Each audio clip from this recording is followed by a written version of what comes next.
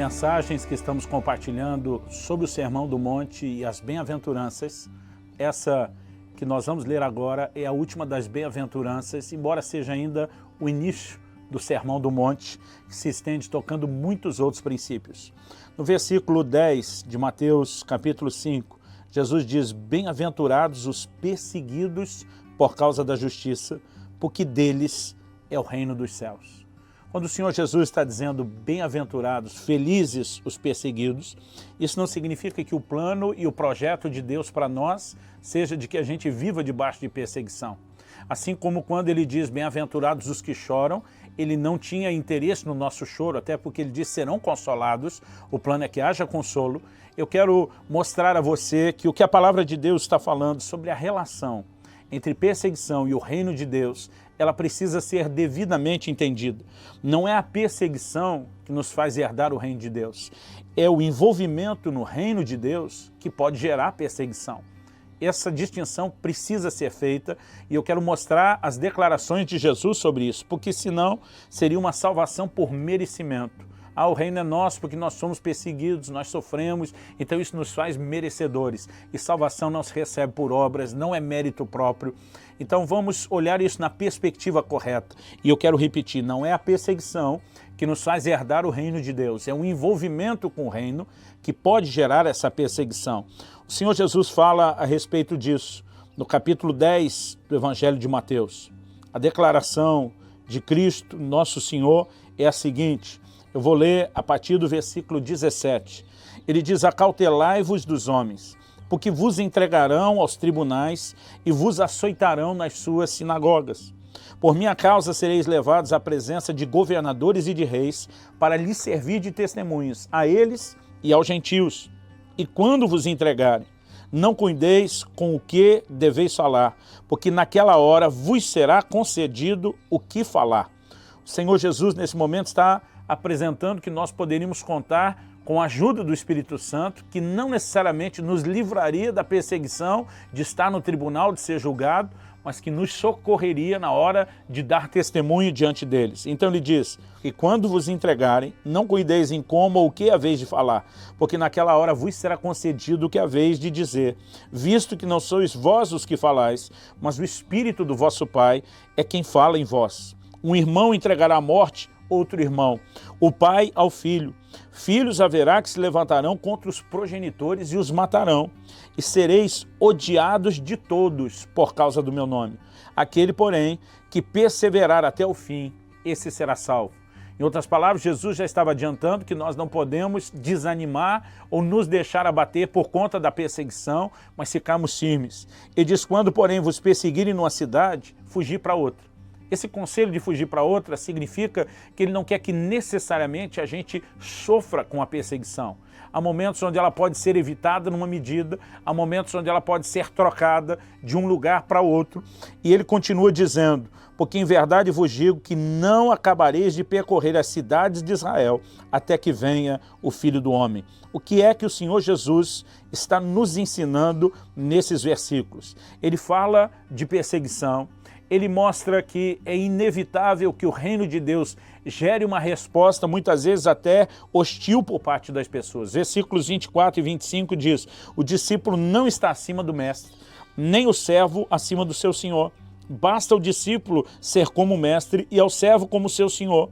E de si chamaram Belzebu, ao dono da casa, quanto mais aos seus domésticos. Jesus está dizendo: olhem o que eles não só estão fazendo, mas o que eles ainda farão comigo. Se foi comigo assim, não será diferente com vocês. Verso 26, portanto, não os temais, pois nada é encoberto que não venha a ser revelado, nem oculto que não venha a ser conhecido. No versículo 28, Jesus repete: não temais os que matam o corpo e não podem matar a alma. Temei antes aquele que pode fazer perecer no inferno, tanto a alma como o corpo. Ou seja, o Senhor anuncia: haverá perseguição, mas vocês não devem ter medo, vocês não devem desanimar, façam o possível para escapar quando puderem escapar, e quando vocês forem presos, levar diante de reis, acreditem que eu estarei com vocês e que eu vou usá-los para testemunhar ali.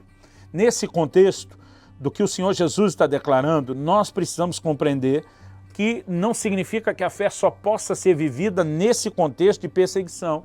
Até porque a orientação que nós temos na palavra de Deus, no Novo Testamento, na epístola de Paulo a Timóteo, lá em 1 Timóteo 2, 1 e 2, o apóstolo diz: exorto que vocês, antes de tudo, usem a prática de súplicas, orações, intercessões em favor de todos os homens. Ele não só nos mostra que oração é prioridade, mas ele fala da razão pela qual devemos orar. Ele diz pelos reis, pelos que se acham investidos de autoridade. O motivo é para que vocês tenham vida mansa e tranquila. Não faz sentido orar por uma vida mansa e tranquila se o projeto de Deus fosse simplesmente o que eu e você apenas vivêssemos a perseguição. O plano e o projeto de Deus não é a perseguição, ele pode envolver a perseguição.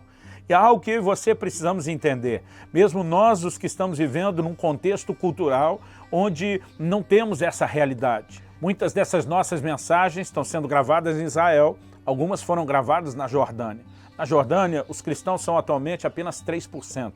A grande maioria pratica uma outra fé. São islâmicos e muitas vezes, embora isso na Jordânia não seja tão forte como em outros países, muitas vezes ainda existe o contexto de perseguição. Agora, não é uma condição para a nossa fé, mas pode ser uma consequência da nossa fé. Feita essa relação na perspectiva bíblica e correta entre o reino de Deus e perseguição, a próxima coisa que nós vamos conversar aqui é: qual é a alegria da perseguição? Jesus diz: felizes os perseguidos. Qual é a alegria que nós podemos ter num contexto de perseguição? Imaginando que, obviamente, não é a perseguição em si que nos fará ficar felizes por ela mesma. Agora, qual é a alegria ou a felicidade que eu e você podemos ter nesse contexto? Se não é ela mesma, se não é perseguição em si mesmo, é óbvio que nós precisamos então olhar a herança por trás dela. Aquilo que nos aguarda do outro lado depois dela é o que faz valer a pena suportá-la, até mesmo com a melhor das atitudes. Em Romanos, no capítulo 8, no versículo 18, o apóstolo Paulo diz: pois tenho para mim que as aflições desse tempo presente não podem se comparar com a glória que em nós será manifesta. Ele está dizendo: haverá aflições aqui, com certeza.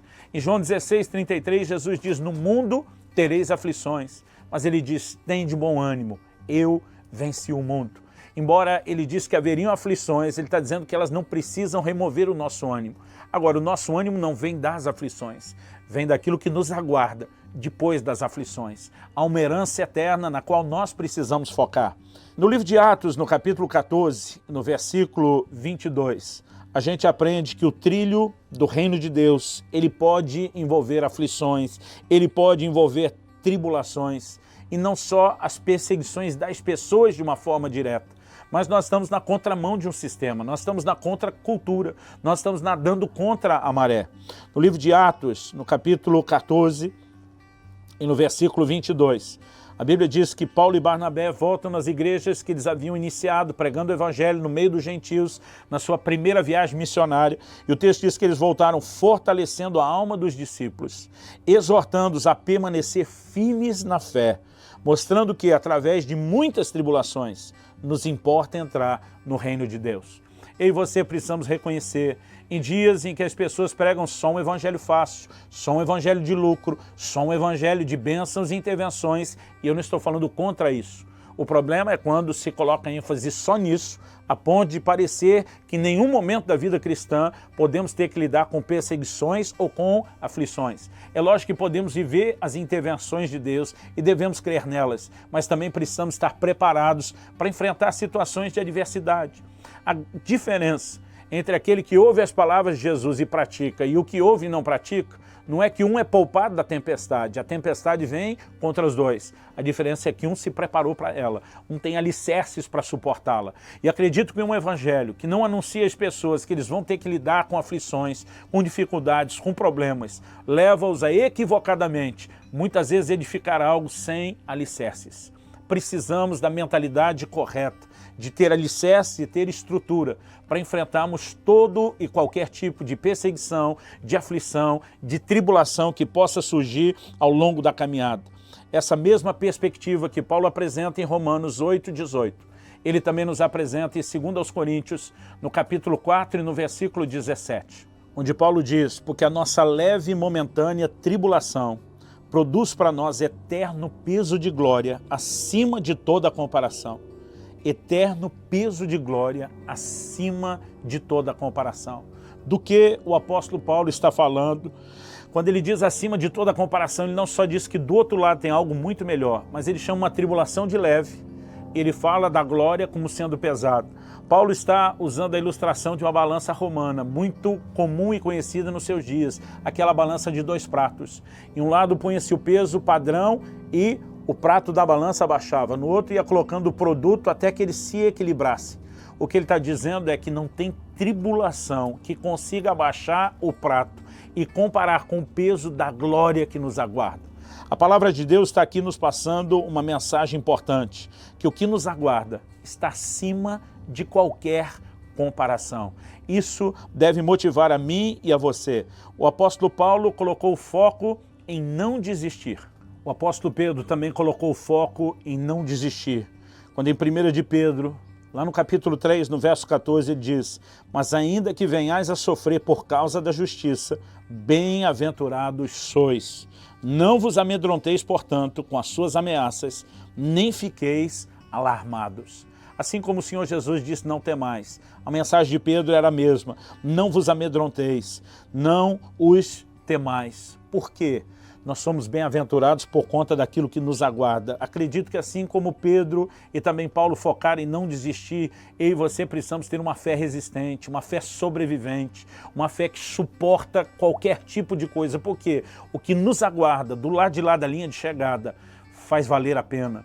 E eu concluo falando das recompensas eternas. O próprio Jesus enfatizou essas recompensas eternas. Nós começamos citando a declaração dele em Mateus no capítulo 5, e nós vimos que o Senhor Jesus diz, bem-aventurados os perseguidos, porque deles é o reino dos céus. Mas os versículos 11 e 12 dizem assim, bem-aventurados sois, quando por minha causa vos injuriarem, vos perseguirem, mentindo, disserem todo mal contra vós. Regozijai-vos e exultai, porque grande é o vosso galardão nos céus. Ele não está dizendo exulte ou regozije pela perseguição, mas ele diz exulte e regozije pelo que te aguarda do lado de lá da perseguição. E diz, pois assim perseguiram os profetas que viveram antes de vós. Nós precisamos ter essa capacidade de focar naquilo que é eterno, naquilo que nos aguarda. Além da própria vida eterna, nós sabemos, além da salvação em si, que já valeria a pena, nós sabemos que há recompensas para a nossa conduta, para o nosso comportamento. Nós não seremos todos recompensados de forma igual. A salvação nos dá os mesmos direitos diante de Deus, mas galardão é diferente de salvação. A palavra de Deus nos diz que cada um será recompensado de acordo com as suas obras. A palavra de Deus diz em 1 Coríntios 3 que alguns vão ser salvos como que pelo fogo e não terão galardão. Então galardão e salvação são duas coisas diferentes. É possível alguém ter salvação sem ter galardão. É possível ter a salvação e junto o galardão, que significa recompensa. O livro de Hebreus nos diz, lá no capítulo 11, no versículo 35, depois de falar de gente que pela fé apagou a força do fogo, fechou a boca de leões, a Bíblia fala que alguns não aceitaram o seu livramento. Não aceitaram, quer dizer, eles teriam direito a ter o mesmo livramento que outros tiveram.